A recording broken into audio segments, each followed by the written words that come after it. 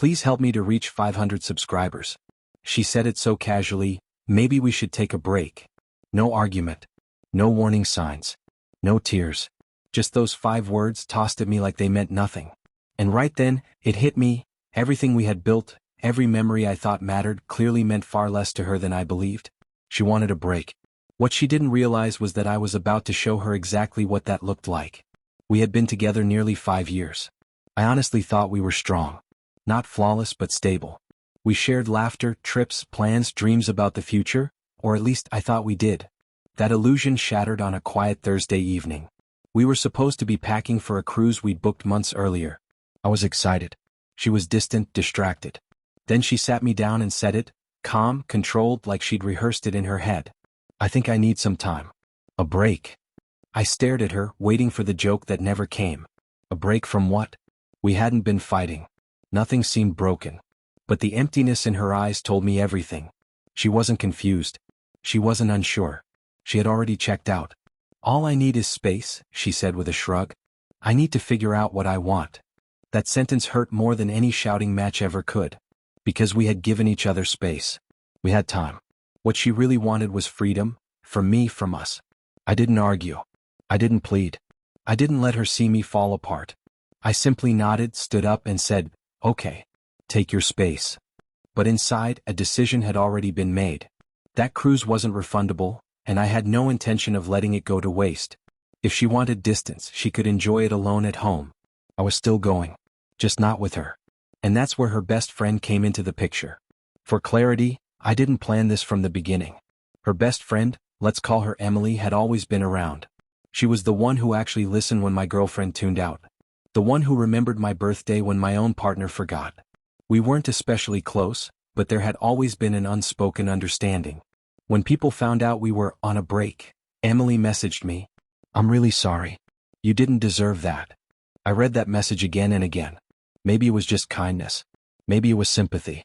But in that moment I saw an opportunity. I replied, half joking, half serious. Well, I've got a cruise ticket with her name on it. Want to take her place. I expected her to laugh it off. Instead, after a long pause, she replied, when do we leave?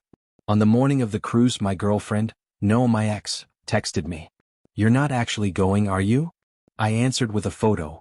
Emily and me on the deck, drinks in hand, the ocean stretching endlessly behind us. No caption. None was needed. The typing bubbles appeared. Disappeared. Appeared again. She never sent a single word. And somehow that silence felt better than any speech I could have given. The trip itself was unexpected. At first it was awkward. We both knew the situation was complicated. But as the days passed, something changed. We laughed easily. We explored ports together. We danced beneath the stars. Emily listened, really listened. She looked at me in a way that felt genuine, effortless. One night, with the sound of waves surrounding us, she said softly, you know, she never really appreciated you. I should have brushed it off. Instead, I admitted something I hadn't even realized until then. I don't think I knew how unhappy I was until I got here. She smiled. And in that moment, I understood this trip wasn't about revenge anymore. It was about rediscovering myself. About realizing I had been accepting far less than I deserved. When we got back home, my ex finally broke her silence. She showed up at my place, eyes swollen, voice trembling. You took her? She said. My best friend? How could you? I looked straight at her and replied calmly. You wanted a break. I just took one. She froze. No response. No argument. Because she had expected me to wait, to pause my life while she figured hers out. What she never expected was that I would move on, and that I'd do it without her. Emily and I didn't promise forever. We didn't rush into anything dramatic. But that cruise changed me. It reminded me that I mattered. That I wasn't invisible.